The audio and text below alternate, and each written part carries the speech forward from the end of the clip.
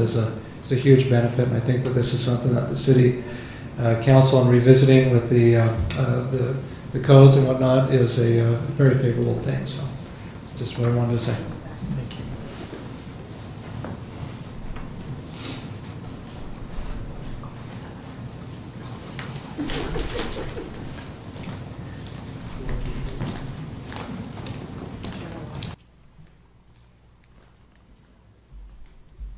Mandy Winters, and I'm on 200 South. My concern is front parking in front of the houses that we have now.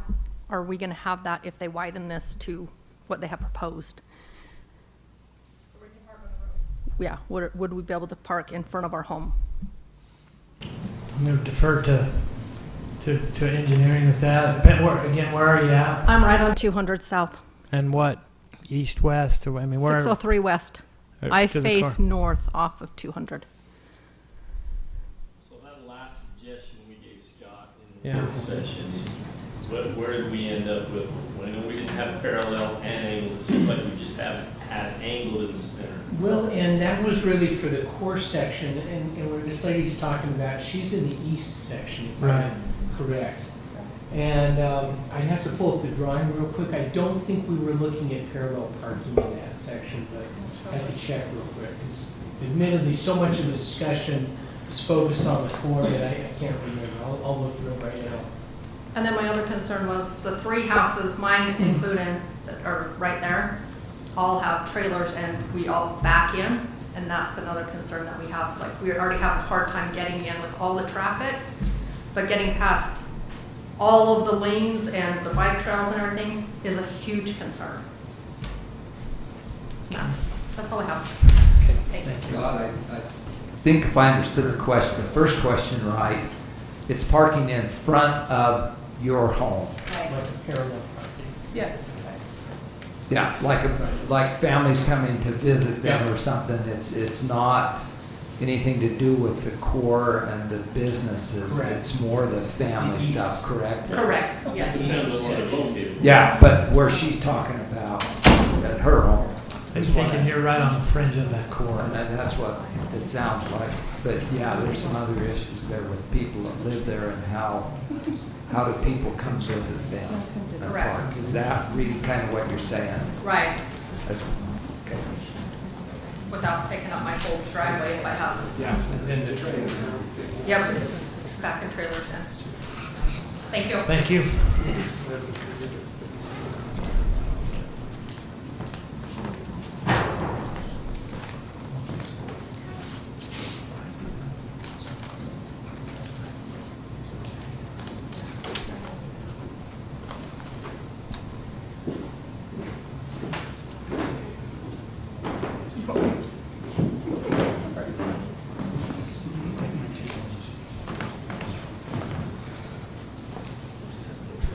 I'm going to leave this open for a while. I thought maybe somebody will come late. You might get another great idea, so come on up. Jarrett Sorensen again. And then, is the speed limit, I just didn't, maybe I haven't seen that yet. The speed limit going to be changing from 25 miles? So I live right there on the next to her on that 3 lane where before it splits to 5 lanes going in front of the front runner area. And is that going to be still 25 miles an hour? Are they going to be raising the speed limit? You know what, Scott? Everything we've talked about is calming it and slowing it down. Keeping it the Yes, same yeah. or not? Slower probably, but we did talk about that being on like Center Street in Provo, where they have the angled parking. It's 15 miles an hour Mhm. there. Okay, yeah, in that yeah. busy section, but I don't think we've established exactly what that would be. But it certainly wouldn't go higher.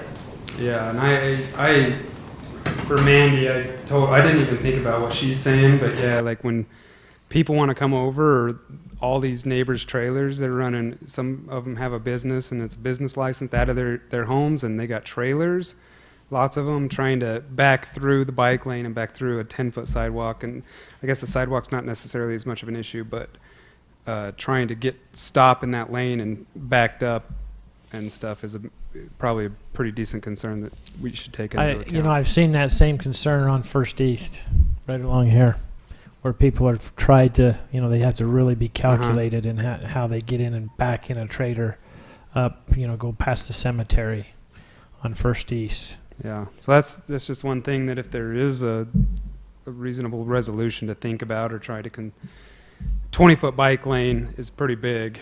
I mean, I'm for it, but I don't face 200 South because 20 feet that's huge. And there is a lot of biking on there, but maybe if it's more commercialized, it's going to be less biking and it might not need to be so big, so there could be room for parking.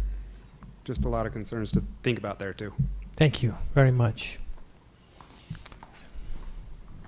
Mr. Mayor, just to answer maybe a couple of questions that have been asked tonight, and I want to emphasize really, first of all, that this is very, very preliminary, as I mentioned before, during the design stage.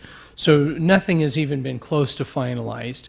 Really, all we've got is a couple of draft sections that we wanted to look at and discuss, all of which, could change, and that's part of why we're here tonight, is to solicit input. And this has been some great input and great discussion that gives us things to think about. Again, and we got a lot of comments the other night that we're all looking through and making sure that we address that. So as of right now, the initial thought, and again, this is just the initial thought, was that there would not be parallel parking on the side of the street, the south side of the street, in this east neighborhood, which was one of the questions that was asked. A lot of the eastern section of the road and the western section of the road, a little bit different purpose than the core.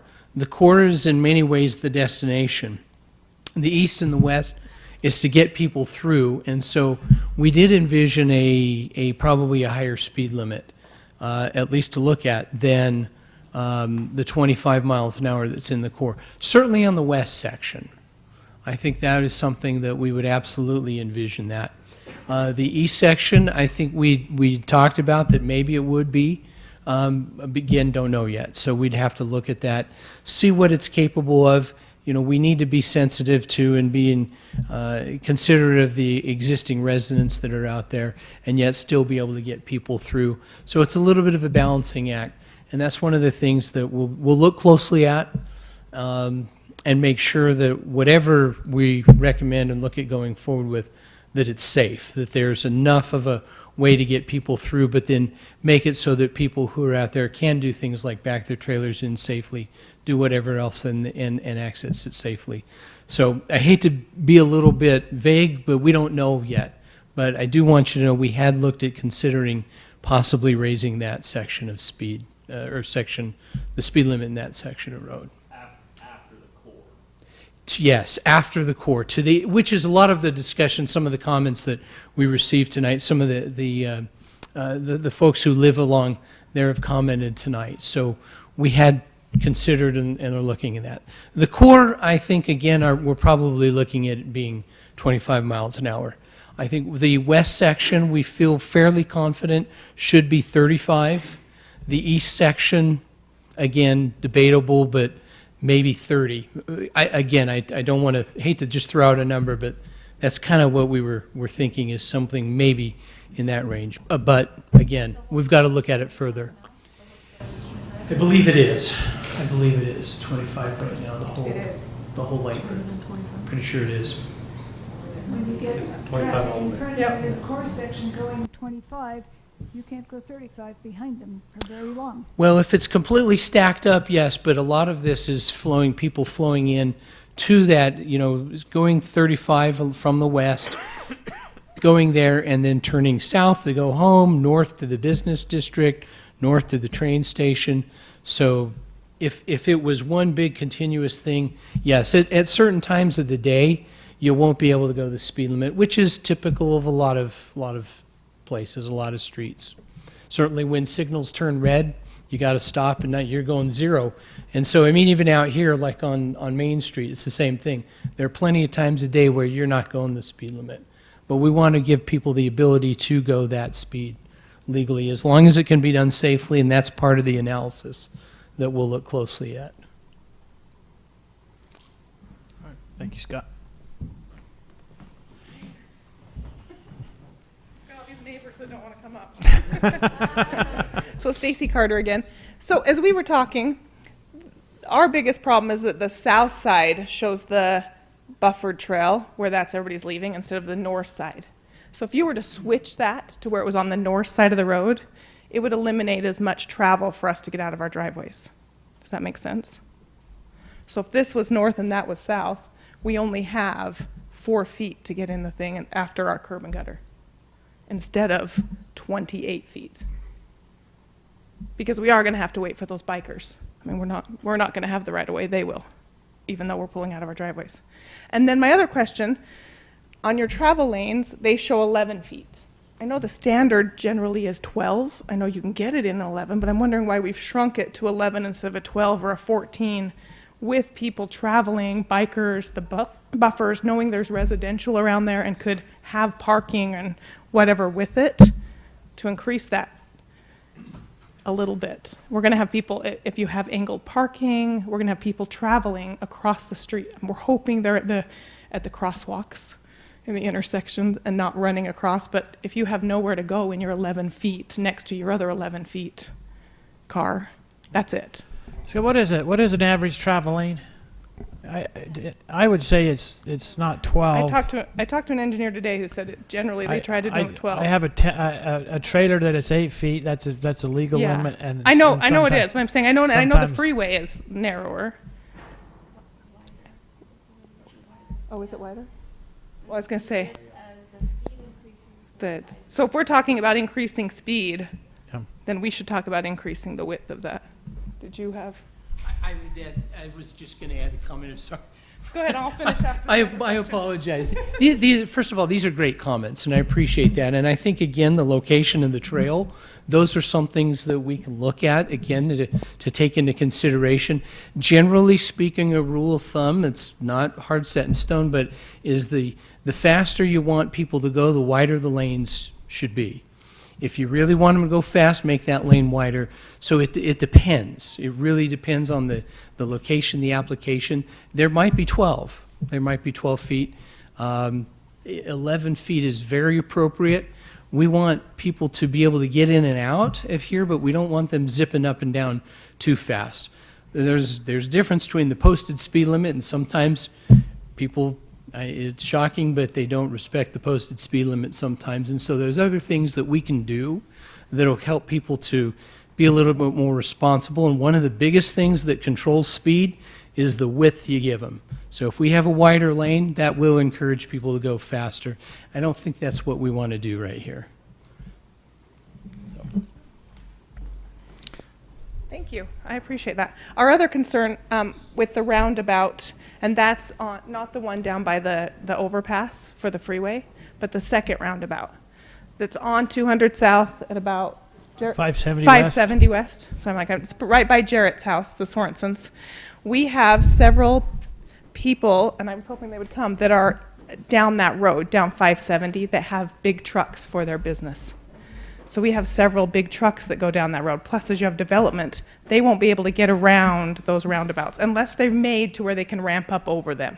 So that was a big concern. If it said in one of the things like, well, we'll have planted trees and everything in that, well, then that'll be a problem for those trucks as well. So that was another concern. Yes, that one right there. Okay. And I think that's all of them. Thank you. Is that all the neighbors? Just kidding.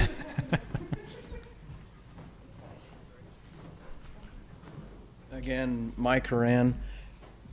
As we're talking about Second South, could we have a little bit of discussion, maybe from engineering, about 7th West and what the city's plans are on 7th West as it travels north across Second South?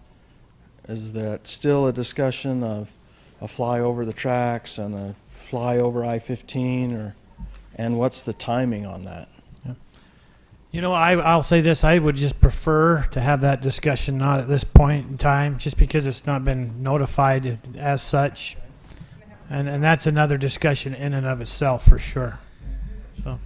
Hi, my name is Tim Hunt. I live in the circle just off of 200 South there, just one house in basically. So one thing about the bike lane, I like to bike a lot and I ride through that area. Actually, I've stopped riding there because it's too dangerous with all the traffic in there right now. But so I do like the idea of a bike lane, but I would promote it on the other side, as Stacy was saying too, primarily because when I'm biking, I do not like biking in front of a lot of driveways. That's a really dangerous situation because you just don't see those cars. And that's an area where we get there's probably 100 bikers on Saturday through there, easily. It's a common route that people like to take. So, and Pelotons of those things, I mean, there's a lot of them out there. So I would say if we were on the north side, I don't know what's going to be over there, if there's going to be a lot more homes with driveways right up next to the road there or not, but the north side would be a lot better for that. Plus, when they're going to the track station, to the front runner station, then they're on the same side. They're not having to cross in the middle of that 5-lane road to get over to the front runner station when it comes 5 lanes. So it'd be a lot nicer if it was on that side. Thanks. Thank you.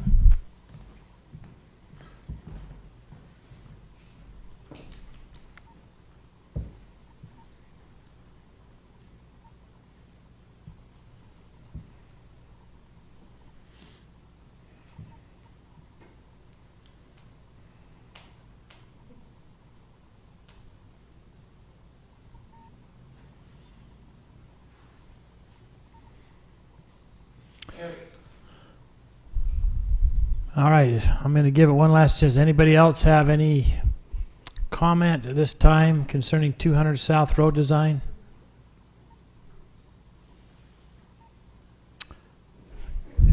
Let's see.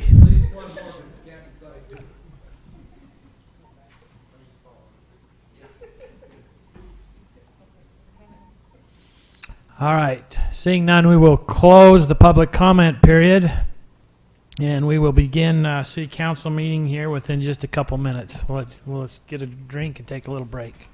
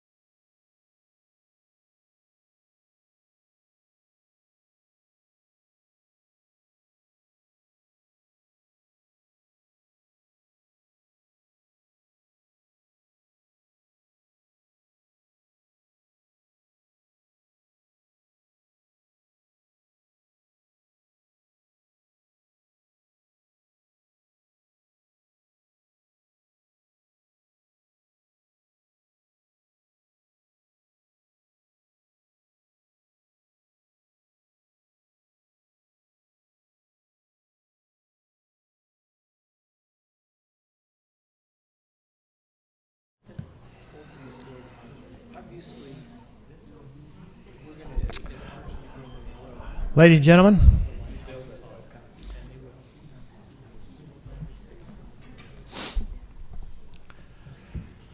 and gentlemen, we welcome you this evening on August 28th, 2018 to the American Fork City Council regular session. Recognize our staff and various members of the public, and would like to really highlight these good young men and their leaders that are here with us tonight. We look forward to a great meeting. The agenda has been posted on the state website and various places throughout the city, and we will follow the agenda as outlined. We'll begin with the Pledge of Allegiance, followed by a prayer by Council Member Christiansen, and then following that I will conduct the roll call. If everybody would please stand.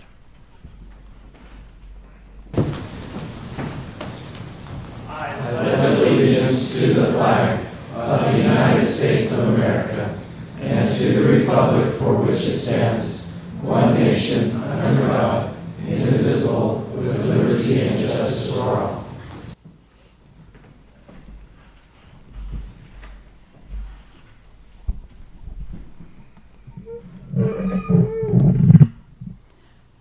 Our eternal Father in heaven, we are so grateful for the chance that we have to live in this free nation and this great community. We're thankful for the opportunities that we have to make choices and determine somewhat of our destiny. We're thankful for the freedom that we enjoy. We're thankful for the good circumstances under which we live.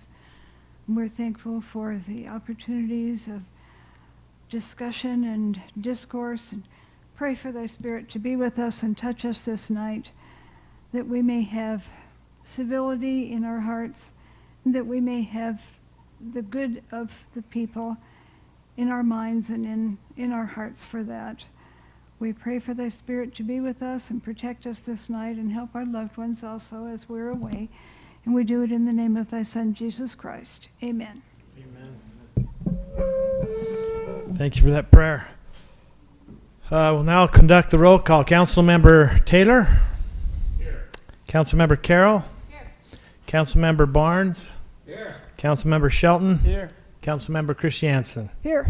Thank you. We have a complete member of our council tonight, and we're here to conduct the business of the city. We will start off with a 20-minute public comment period. If someone would like to address the city council, key staff on any range of topics that might be on your mind, we'd invite you to come forward to the microphone at this time, state your name, and we'd love to hear what you have to say.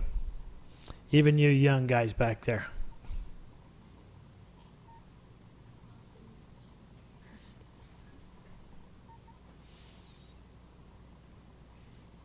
Seeing none, we will close the public comment period, and we will move on to the city administrator's report.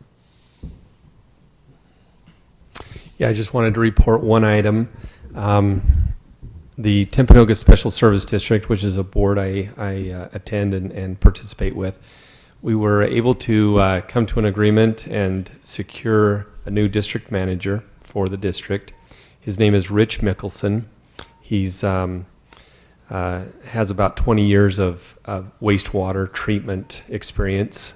He's coming to us from Brigham City Treatment Plant, and we're really excited to have him on board. He's going to add a lot of breadth and depth to that position, to the district manager position. So right off the bat, we're tackling the phosphorus rule that the Division of Environmental Quality is imposing, and that would limit the amount of phosphorus that's discharged out of the treatment plant, which could have, far-reaching ramifications, depending on what those limits end up being. The district asked for an extension to those limits, which we received, and so we'll kick that down the road probably another 4 years. But it is coming where we will have to change how the plant operates in order to handle the phosphorus removal. And that ultimately could mean increased rates for all of the users within TSSD. But I'll have more information on that later, but just wanted to let you know we're in good hands now. Great. All right, we'll now move on to council reports, and I'm going to look to my right here, Councilmember Christie Hansen. Well, the Heritage and History pageant is going on, and I missed it last night because I was sick, and I can't be there tonight. But it's always been a beautiful thing, and I am so glad that they brought that back. It's great to unify the community and help people understand the basis of why we do some of the things that we do, and the people who have gone before us. As far as the committees are concerned, I don't have anything except the arts fair, I can't remember the name of it, is coming up in a couple of weeks. So watch for that. Thank you. Councilmember Shelton. Thanks, Mayor. As well, I love the history pageant coming back. I think that's a great use of some of our cultural dollars that we have. I believe it's being funded through Park, if I remember right. So kids have a chance to go up there, and it's just great for them to be able to see, learn a lot looking back upon history and a lot of the hard times, and sometimes put you in your place and think about the problems we really have today aren't quite as bad when you talk about being able to just go to your fridge and push the button and fresh water comes out, and you flush the toilet and don't think twice about it, right? I don't have to worry about phosphorus content because someone else is doing that. So I think it's great to be able to have that pageant, so that's great. As a side note, I know Councilman Carroll probably reported on it, but had the opportunity to attend a meeting that Mayor made me aware of, and that's involving the Qualified Opportunity Zones, and that was put on by the Governor's GOED department, and that was great to be able to attend that and learn a little bit more about that. So that's all I have to report, Mayor. Thank you. Councilmember Barnes. Most of the committees that I'm on are just trying to get wrapped up again after, we'll call it a summer break. I also wanted to report on the History and Heritage pageant. I had a little bit of involvement in it and saw some of the things that were going on, and I was there last night. There were 200 to 300 people there, I would guess. It's hard to count them because they're moving and all of the different venues and stuff, but it was a pretty full crowd most of the night. Got a little cool later on. Last year it was so hot we couldn't hardly stand it, and this year it was cold, but the entertainment last night was just outstanding. But I wanted to do a little shout out to Cindy Holland Drake and her committee. She's the chair of that. There are a number of people that did writing of those vignettes for her and acting and stuff. And as I was there last night and walked around and watched some of them and stuff, the people were really enjoying it. They were having some good laughs, and they were learning some good lessons and everything. And I think it's very beneficial for our community. I think it's also what helps make American Fork. Or they don't always have to be big, but some of these cultural things and other things that we do to help people understand and appreciate our history and who we are, and that separate us from other communities. Also want to do a little shout out for the cemetery staff and all the volunteers who helped Cindy Holland Drake. They also had a number of commercial sponsors, and that's always good. And I had a lot of people as I was walking around. A lot of the people that were attending were just, and they came up and they said, "We are so glad that this is back," because there is a lot there. And I think as it continues year after year, I personally think it will even grow, because they took those few years off. A lot of people forgot about it or whatever, but it is getting bigger each year. And I know a couple others were there and saw parts of it, but just want to say thanks to everybody on that one. And that's long enough. Thank you. Thank you for that report, Councilmember Carroll. I have nothing to report today, Mayor. Thank you. Councilmember Tater. Yeah, I just want to say how grateful I am that you're back where you are, Bradley. And I appreciate Terrell Ann with her forgiveness on the notes that didn't completely note the catastrophe that was my first 30 minutes in the meeting, and I appreciate that. Sorry. But I the history pageant goes without saying how wonderful it is, but I want to say something. The cemetery has been near and dear to me my whole life. And from the time that I was just a little boy, that was a place that our family spent time. And it's a key element to our community. And our cemetery stands out in so many ways with the children's garden and with the history pageant that we do. And you know, the Pioneer Memorial and the Veterans Memorial and all of these things that this little community of 30,000 people has. Our cemetery is definitely a gathering place, and you know, it's a very, I don't know, our cemetery is special. Most cemeteries are and sacred, but we have so many things that so many people have come together and made a difference for on our cemetery, and I really appreciate all the time and effort that goes into the work there, and certainly the time that goes into the pageant and the different things that take place. Just it does. It makes our community unique and makes us even more a community, I think. So I really appreciate that, Mayor. Thank you.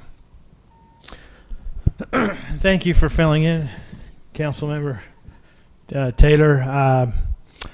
I would like to take a moment. The cemetery is a very special place to me, always has been. And part of the reason I was gone last week is that my mother passed away. And now this cemetery has become even more meaningful to me because that's where she's at. And we have found ourselves over the last week and a half, almost about every night, finding some time to just, where she's down there in that lower section, and just sitting on the grass, looking at the big flag, talking. And then it's just within 10 minutes, here comes another sibling. Then my dad will show up. And so the cemetery, in a very real way, is the heartbeat of a city, in my opinion. It's and I've been more observant. It's become very personal of how people will come. There's a young lady that's just a little over from where my mom is buried. And every time I've been there, well, maybe not every time, but maybe without except maybe a couple, and she sits down, rests her back on the headstone, and she just cries. This is her father. And her father is somebody that we knew well in our city staff. He was somebody we were familiar with as a vendor for developers, as an engineer. Mr. Vic Hansen, if we knew Vic Hansen. And then you look around and there's somebody over here and there's somebody over here and there's little bows here, and it's just a special place. And so I appreciate the support that I have felt from my city family and my friends throughout the funeral of my mother. And I really thought, you know, I spoke at her funeral. All our children did, all our kids. And I thought I've prepared my whole life for that talk, and it was the hardest talk I ever gave, but I wanted to just make a quote in her behalf. This is by Abraham Lincoln. All that I am or hope to be, I owe to my angel mother. And she was a wonderful person. She raised me here for 51 years as a caveman. I apologize to her for a few of the gray hairs I might have caused her in the mid-'80s. But I think she forgave me. So anyway, she was raised in Spanish Fork, but over the course of raising her family, American Fork became her home. And so when she passed away, it was a really easy thing. And I'll get the opportunity to sign the deed to her gravesite. And that will be a special moment for me as a mayor to sign the deed to her property. So that is the mayor's report. I apologize for getting so sentimental. We will now move on to the common consent agenda. It consists of 2 items: approval of the August 7th, 2018 work session minutes and approval of the August 14th, 2018 city council minutes. Received, each one of you should have received some revisions to the August 7th work session. Any others to be noted of, Terlin? Mayor, I'd move approval of the common consent agenda with the changes noted on the provided sheet for approval. Okay. Have a motion by Councilman Taylor, Second. seconded by Councilmember Christiansen. Any discussion on the motion? Hearing none, I'll call for a vote. Councilmember Christiansen, Aye. Councilmember Shelton, Aye. Councilmember Barnes, Aye. Councilmember Carroll, Aye. Councilmember Taylor. Thank you. Action items. Number 1 is ratification of city payments from August 17th, 2018 to August 21st, 2018, and approval of purchase requests over $25,000. Any questions for staff regarding our bills to be paid? Mayor, I'll make a motion to approve the bills and city payments as presented. Thank you for that motion, Councilmember Shelton, seconded by Councilmember Taylor. Any discussion on the motion? Hearing none, I'll call for a vote. Councilmember Christiansen, Aye. Councilmember Shelton, Aye. Councilmember Barnes, Aye. Councilmember Carroll, Aye. Councilmember Taylor. Thank you. Item number 2 is review and action on an amendment to the reimbursement agreement with Harrington Hollow LLC for road improvements in the Harrington Hollow subdivision. Scott, appreciate you coming forward. Mr. Mayor, members of the council, what this is an item, this is an amendment to an agreement that was done several years ago to build a part of the road that is on the north side of this subdivision. The original agreement included them building that road, getting reimbursed, but for a variety of reasons that road was not put in until we got working on it. We're getting ready to work with this developer to finalize this and close out this project. And they've agreed to put the road in. It's looking at costing a little bit more than was originally estimated, about $4,000 or so, roughly, round numbers, more than was originally intended. And the developers agreed to, they'd love to, their proposal is to split that with us.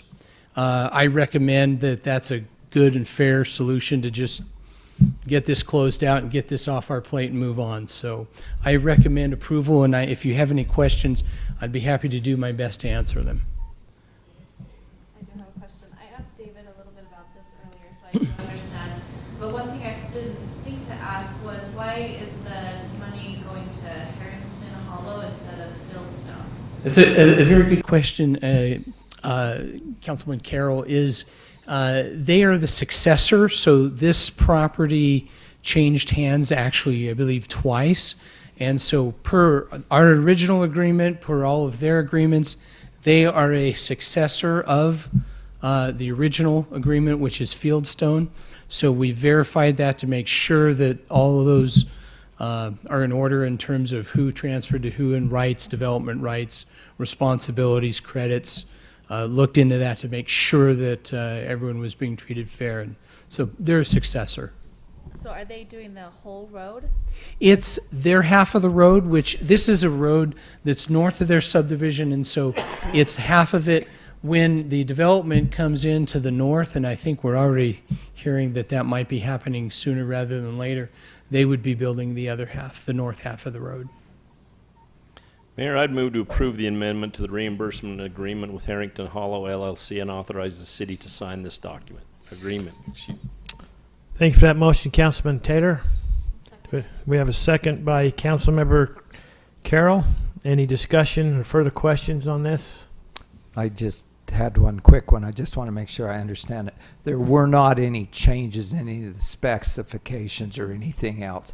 This is basically an inflation adjustment kind of a thing. That is Cost correct. of materials, That is whatever you want to call it. That is exactly but the correct. plan is still the same. That's kind of what I understood, Yes. but I wanted to make sure. That Okay. is exactly correct. Thank you. Okay, I have a motion and a second, and I'll call for a vote. Councilmember Christiansen, Aye. Councilmember Shelton, Aye. Councilmember Barnes, Aye. Councilmember Carroll, Aye. Councilmember Taylor. Thank you. Item number 3 is a review and action on a resolution approving the cemetery committee bylaws. Camden, would you like to give us a little introduction on this.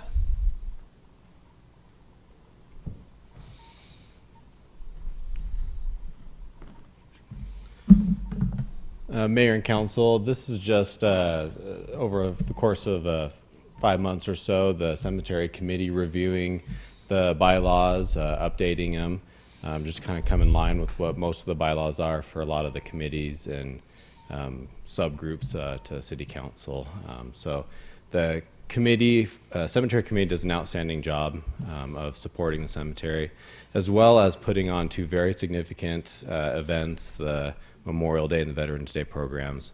They do an outstanding job being respectful and honoring those that have served and those that have passed on. In this, it's just standard bylaws. So I know Councilman Barnes has been very involved in it and probably has a lot more insight than even I, since I've come on later on. But we can both, between the two of us, answer any questions anyone has. Is this new? Have they had bylaws before? Yeah. Comment I had is just as we look at that second paragraph under appointment and membership, talks about board members will be appointed by the mayor and ratified by the city council. Didn't know if there'd be any heartburn changing ratified to with advice and consent. It seems to be that's more typical of what's used in our agreements. Past, we've had some confusion in our agreements from different boards using different language about the appointment process. And so just trying to keep that congruent through all of our committees is all the appointments happen with the advice and consent. It probably means the same thing, except when someone interprets it to be different. Does that make sense? Do you have any comment on that, Tim, as to the difference between the two? Or I do think advice and consent is more typically what we see. So if you're looking for consistency, that would be a good change. Although I think the meaning is synonymous with ratified. We had one member of a committee that was being called up and it was in question when it was going to the Parks Committee because of trail support or something like that back in the day, and there was some confusion about how it was written. So I think if we can kind of keep our documents the same. The other one I was going to mention is we've talked about this in the past. When I say we, the council, I don't know if, since we've had a big change bringing it up, but having an attendance requirement be a part of that, because once someone's put on, what's the removal process if they're not coming and then you don't have a quorum and then you're not able to hold your meetings? I know that we did that with the Park Tax Committee, kind of starting that trend, and didn't know if that'd be a good thing to add in here as well. If you aren't attending the meetings and you are excused from your service, and someone can be appointed to that seat. I can speak to that a little bit. I appreciated that with the Park Tax Committee. Clark, I was the only one there. We did have to kick somebody did not attend and they were replaced. And we appreciated that because we needed somebody that could pull weight. I'm thinking, I wonder if the cemetery committee could recommend a time frame, though, for how long they would say people could miss before they were kicked off. Because every committee has a different schedule for how much they meet and how much they pull weight and how much they would need people there. I think also one thing to think about is committees like the cemetery committee, those people typically really want to be there and are there. We ran into this problem with the Parks and Recreation Committee trying to get people to attend. So each committee is a little bit different.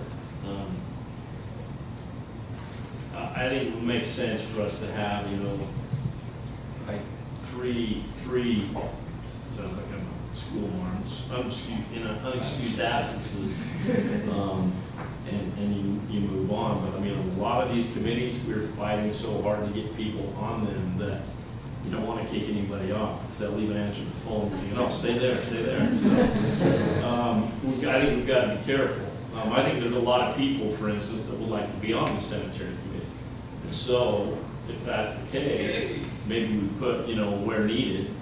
Because if that's the case, and there's someone on that committee who's not fulfilling that responsibility, or the park committee, and by the way, that person was replaced by someone who's very substandard also. That would be, I don't know how we would word that, but that would seem to make sense to me. I think it was 75% of the meetings you had to be in attendance for in a year is what the Parks was, if I remember right, but I'm going off memory, so that could be wrong, but I don't know if that would help with a different I think it'd number. be easier to just have, you know, a number. How often does the cemetery committee meet? Once a month? Yeah. They meet monthly, but then they take off June, July, Yeah. sometimes August. In the bylaws, it talks about meeting as needed As to conduct the needed. business. So they meet to get ready for Veterans Day in November, and they started with that actually in August. They met in August, and then go August, September, October, November. And then I think they take a month off, and then they start again for Memorial Day, for May. I think it's hard, is it, oh, sorry. No, go ahead. Thing that I look at, and I sit on some committees outside the city, right? And I hate to name them, and I won't because I don't want to shame them, but you're begging people, and these are significant committees that have to do with life or death situations, and you can't even get a committee there because there's, for lack of a better term, dead weight. So they count towards the quorum requirement, but if you could get rid of them, that lessens your quorum requirement. Does that make sense? So the business could still be conducted without that dead weight being there. And so it's almost like the same people, and I kid you not, you know, we're calling people 15 minutes after the hour you're supposed to start to say, hey, can you just jump on so we can actually conduct the business of the committee?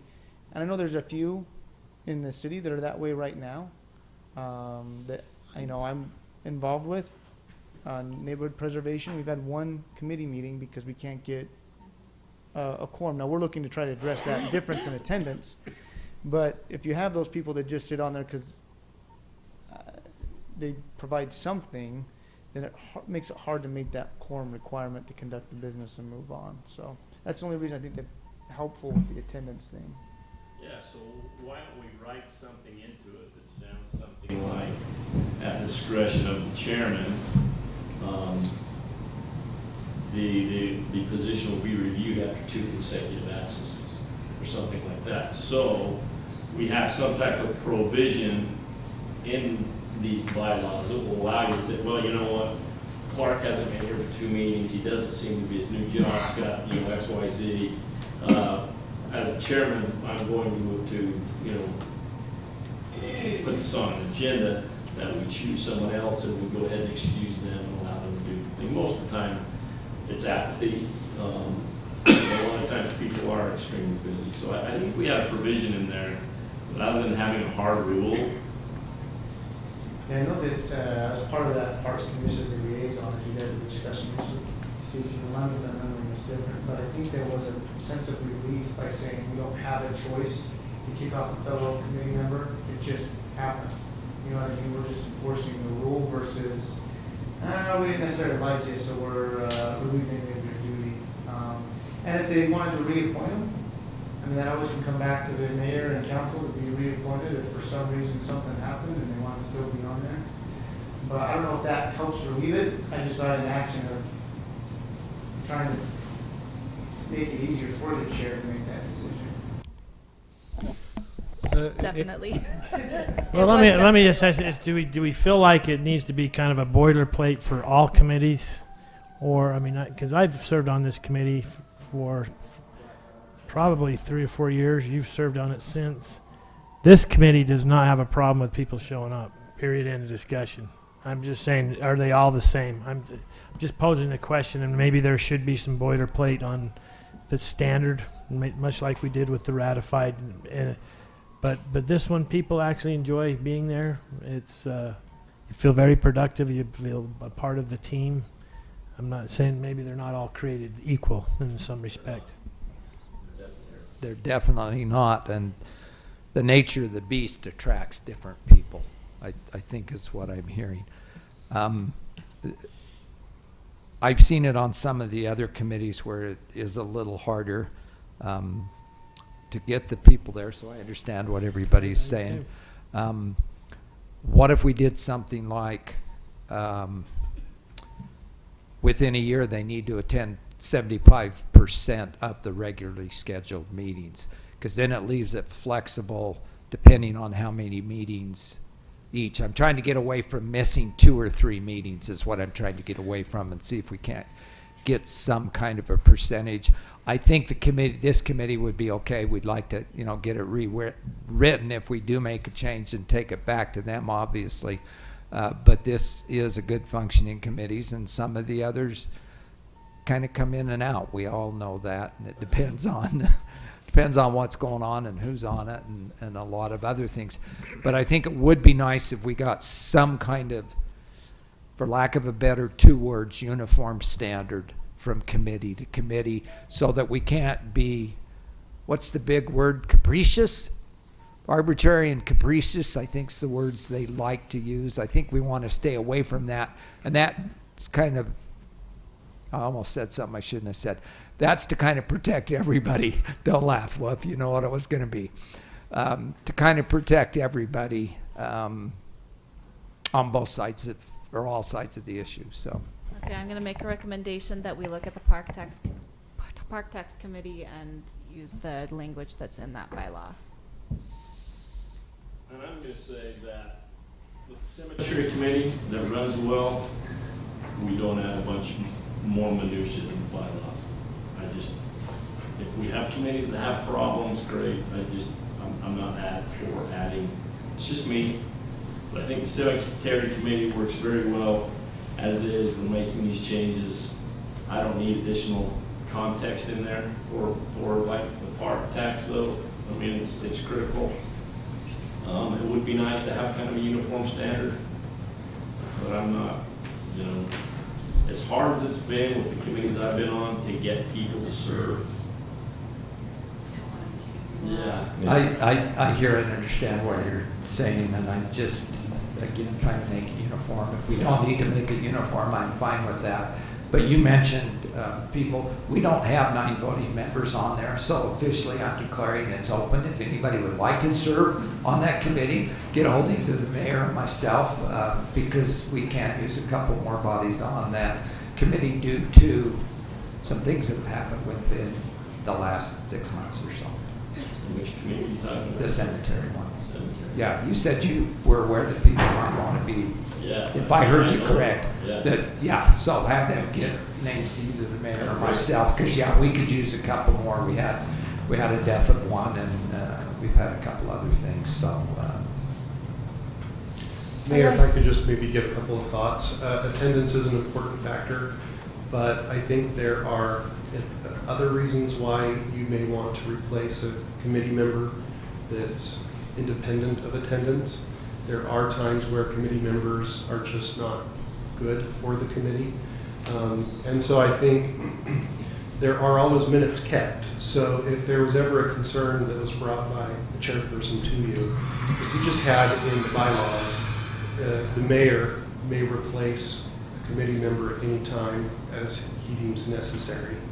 That would essentially allow, regardless of what the reason is, for you to replace that member.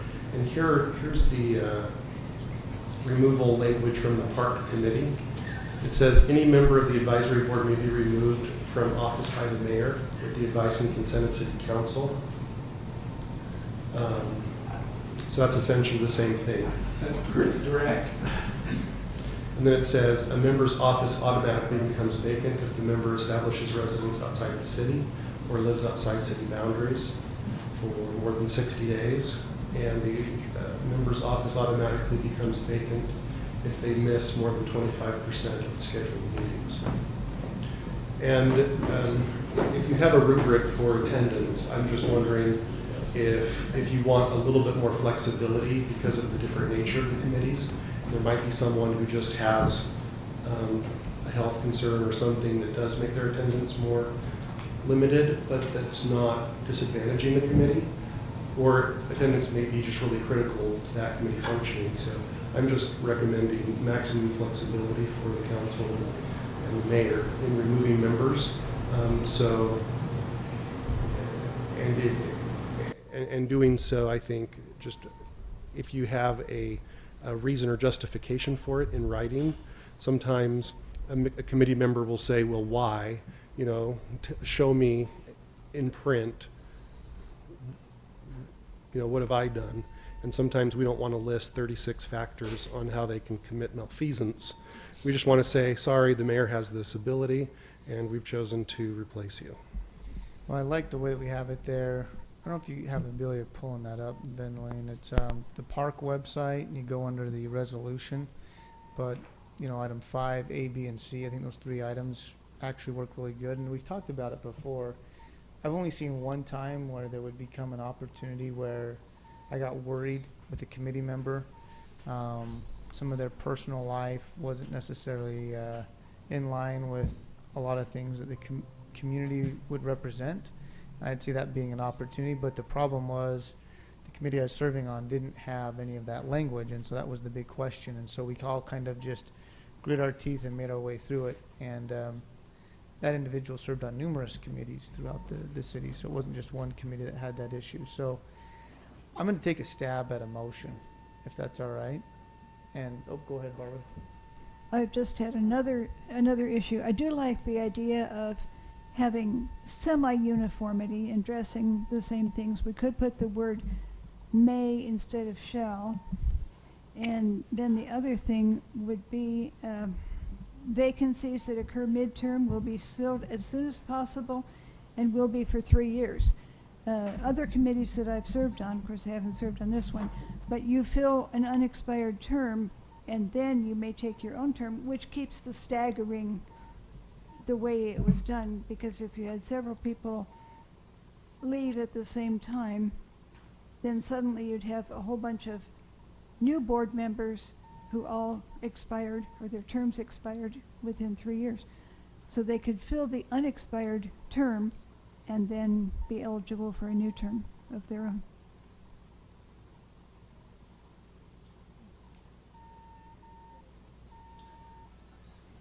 Didn't want to overcomplicate things. I think it brings up a thing that we've talked about for many years, and that's trying to get all these to be somewhat similar, because it gets very confusing as to who does what when. So I'm going to take a stab at a motion, and by no means is it perfect, so open for additional comments and things of that nature. But I'll make a motion to approve the cemetery committee bylaws with the following changes. Under appointment and membership, the second sentence shall read, board members will be appointed by the mayor with the advice and consent of the city council. And then we would add the section of, sorry, I gotta get to the right spot here.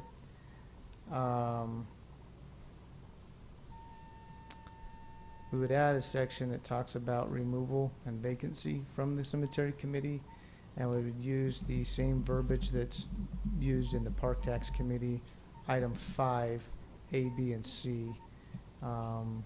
Is that clear enough there, Tim, as Tim had presented to us?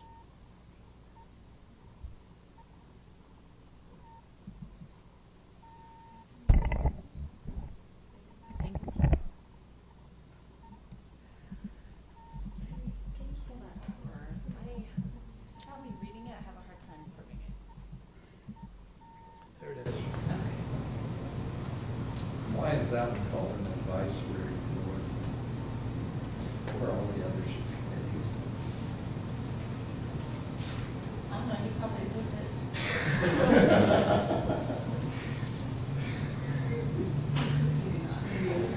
I'm gonna remember. So I will second Rob's motion with those changes. And I think as we go forward, then we probably, because this is very succinct and it's right on, we ought to incorporate these same things in, as a standard for our committees. That's pretty simple to add that language in each of those. Section 5. Okay, I'm gonna complicate these, just one more comment. I don't know if we have any members that reside outside of our city, but it is pretty common for members to reside outside of the city and be on committees or planning commissions. I've seen that a lot, so I don't know if that's a factor or if we want to just make sure everybody resides in our city.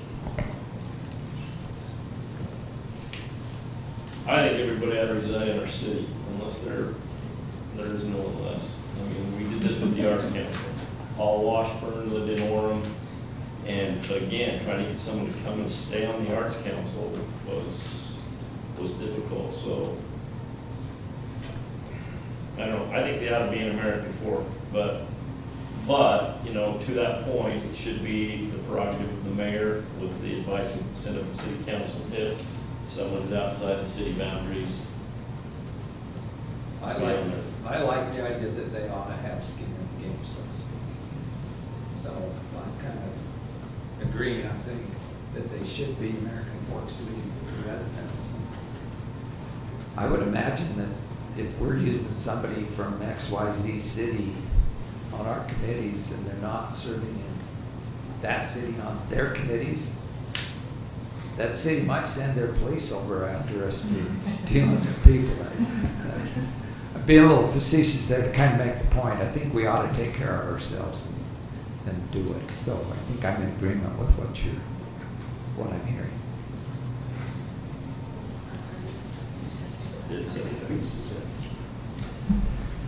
So I have a motion by Councilmember Taylor, or by Shelton, second by Councilmember Taylor. Any further discussion on this topic or the motion? Hearing none, I'll call for a... Maybe I didn't explain it right, maybe you didn't like it. I like the idea of having, if someone has a vacancy, if someone resigns, moves out of the city, gets sick or something, and they replace that person, that the replacement would fulfill the remainder of that term, instead of be appointed for 3 years from that time. Isn't that the way it is? It says vacancies that occur midterm will be filled as soon as possible and will be for 3 years.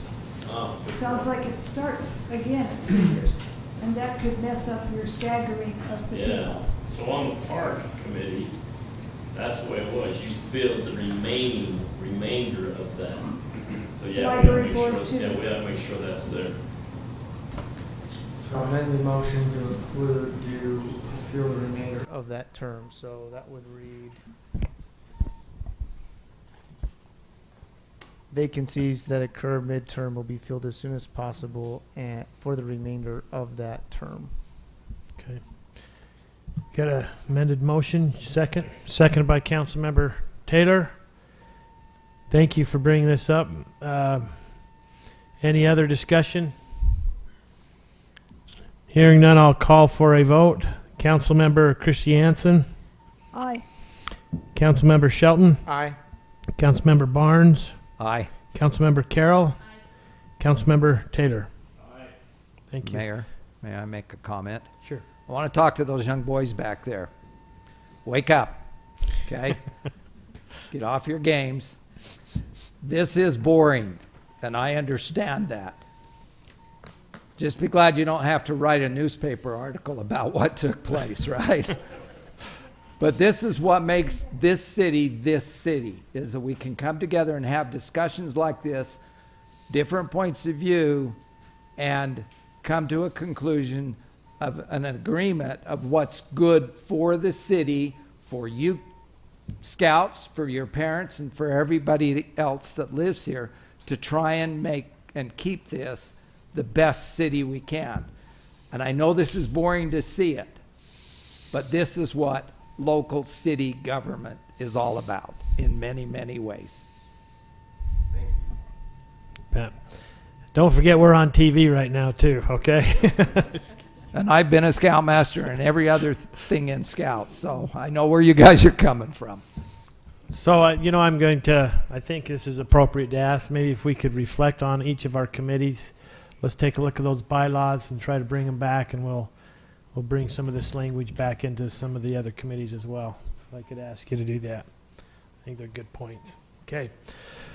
Item number 4. Item number 3, excuse me. No, 4. Review and action on a lease agreement with Avita. Say that. Avative LLC. George, is there any questions for George? He's coming. Think of him before he gets here, or we can beat him to the punch. It's pretty straightforward. I'll move to approve the lease agreement with Avative LLC. Got a motion by Councilman Shelton and seconded by Councilman Taylor. Any discussion on the motion? Just sell more, George. And I had a question. George, was the 5-year lease term a negotiated term that was important to Avative, or was the 5-year just something that was popped in there? Would they be amenable to a shorter lease? I was just wondering about how you arrived at the term. That's a great question. The reason that we did it the way that we did was that they also have another agreement for dark fiber lease, and I wanted those to match, so that they're really going to need access into our network operations center for the term of that dark fiber lease. So that's why we did a 5-year. Did they run the same time period? Yeah, we have adjusted them to run the exact same time period. Yeah. I just wanted to bring up too, there was a couple of typos and just some words that I just randomly threw in there. So those will be removed, and the page numbers will be fixed. Yeah. Thanks. Oh, no.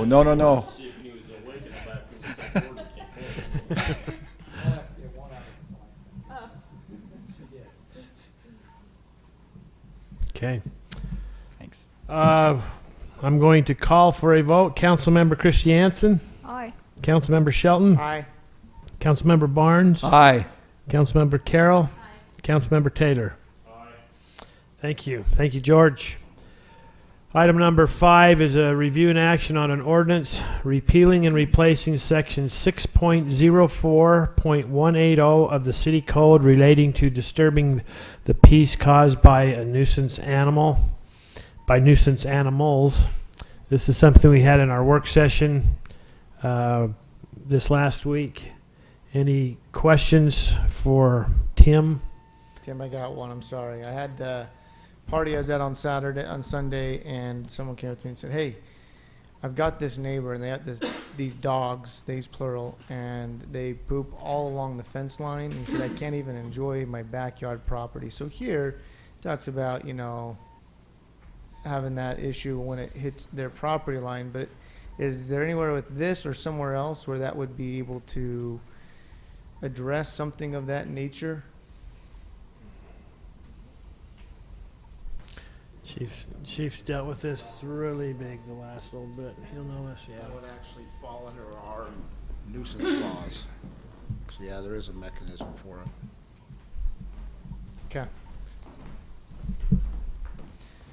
I just want to comment. I love this. I think this is very succinct, very easy to understand, and not ambiguous. And I think it should be easy to implement, but I also think it's fair. And it's the right thing to do to get this cleaned up and make sure we can enforce it. Yeah. Sorry, Stacy, go ahead. I was just going to make a motion. I was going to move to adopt the ordinance, which repeals and replaces section 6.04.180 of the city code relating to disturbing the peace caused by nuisance animals. And I'll second that. I have a motion by Councilmember Carroll and a seconded by Councilmember Taylor. Anything else? Anything else, it's the enforcement of this. It's going to be tough. Yeah. So. All right, any other discussions, questions? All right, I'll call for a vote. Councilmember Christiansen. Aye.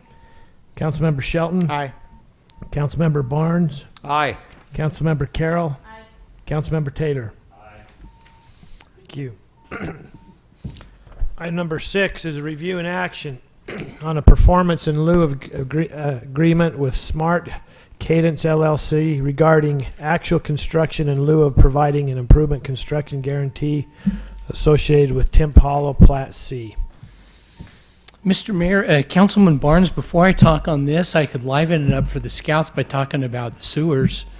There's nothing more exciting to an engineer than talking about the science of what happens when you flush a toilet.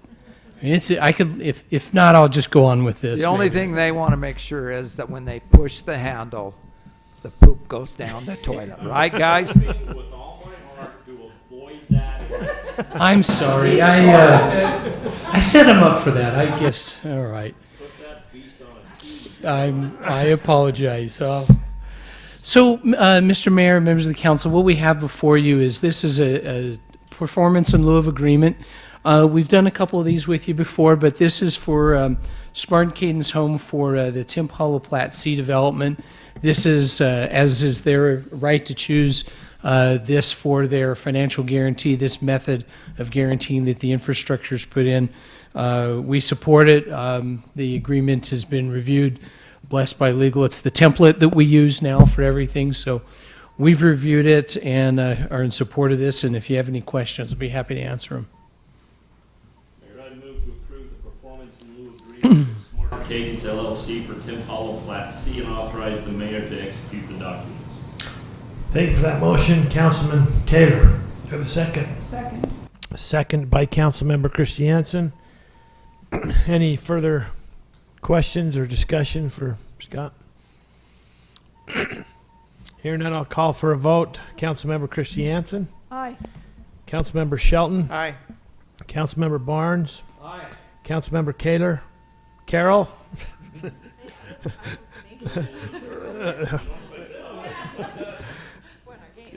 Councilmember Carroll. Councilmember Taylor. Aye. Thank you. I think I said, did I not say Kaler? I'm not sure.